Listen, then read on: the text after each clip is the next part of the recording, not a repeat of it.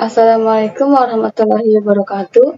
Perkenalkan, nama saya Nur Aulia Rahma dari Sekolah SMK Negeri Kabupaten Tangerang, kelas 11, jurusan OTKP atau Otomatisasi Tata Kelola Perkantoran.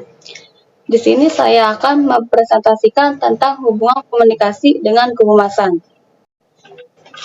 Di sini yang pertama saya akan menjelaskan pengertian komunikasi. Pengertian komunikasi merupakan sarana untuk terjalinnya hubungan antara seseorang dengan orang lain.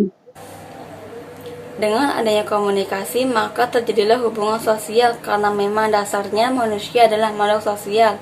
Antara yang satu dengan yang lainnya saling membutuhkan sehingga terjadinya timbal balik. Secara etimologi, komunikasi berarti pertukaran pikiran, pembicaraan, atau hubungan. Komunikasi diawali dengan adanya pesan dari seseorang atau pengirim.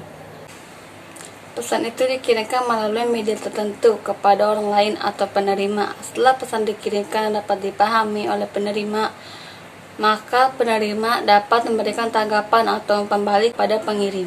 Tanggapan penerima pesan tersebut, pengirim dapat mengetahui efektivitas pesan yang dikirimnya. Dari proses komunikasi tersebut, komunikasi dapat diartikan sebagai suatu proses pengiriman pesan dari komunikator atau pengirim kepada komunikan atau penerima melalui media tertentu dengan mengharapkan umpan balik untuk menghasilkan efek. Pengertian komunikasi menurut para ahli, menurut Laswell menyatakan bahwa komunikasi adalah proses yang menggambarkan siapa menyatakan apa, dengan cara apa, kepada siapa, dengan efek apa.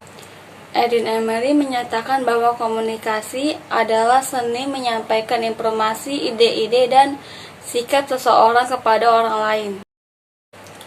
Pengertian kehumasan, hubungan masyarakat atau humas merupakan terjemah dari istilah public relation. Public relation merupakan lapangan baru di bidang komunikasi yang berkembang pesat di dekade ke-20 ini. Perkembangannya berkaitan dengan kemajuan masyarakat di berbagai bidang, terutama di bidang industri, bisnis, perusahaan. Bahkan akhir-akhir ini berkembang pesat di lapangan politik dan juga pemerintahan. Akhirnya public relation seperti yang dipraktikkan sekarang bertolak dari adanya kemajuan di berbagai bidang yang membutuhkan jasa-jasa public relation. Pengertian kehumasan menurut para ahli, menurut W. Emerson Reck menyatakan bahwa humas adalah kelanjutan dari proses penetapan kebijaksanaan, penentuan pelayanan, dan sikap yang disesuaikan dengan kepentingan orang-orang atau golongan agar orang atau lembaga itu memperoleh kepercayaan dan goodwill dari mereka. Menurut Howard Bonham menyatakan bahwa humas adalah suatu seni untuk menciptakan pengertian lebih baik yang dapat memperdalam kepercayaan publik terhadap seseorang atau suatu badan. 3. Hubungan komunikasi dengan kehumasan. Berbicara masalah kehumasan sama halnya ketika berbicara masalah dakwah.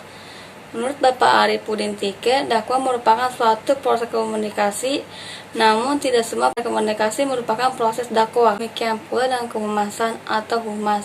Humas merupakan suatu proses komunikasi, namun belum tentu proses komunikasi merupakan suatu proses kehumasan. Tujuan penyelenggaraan hubungan masyarakat atau humas diantaranya adalah menciptakan komunikasi dua arah dan membentuk pengertian berdasarkan kebenaran, pengetahuan, dan informasi yang lengkap. Sekian presentasi dari saya, kurang lebihnya mohon maaf. Wabillahi taufiq wal hidayah. Wassalamualaikum warahmatullahi wabarakatuh.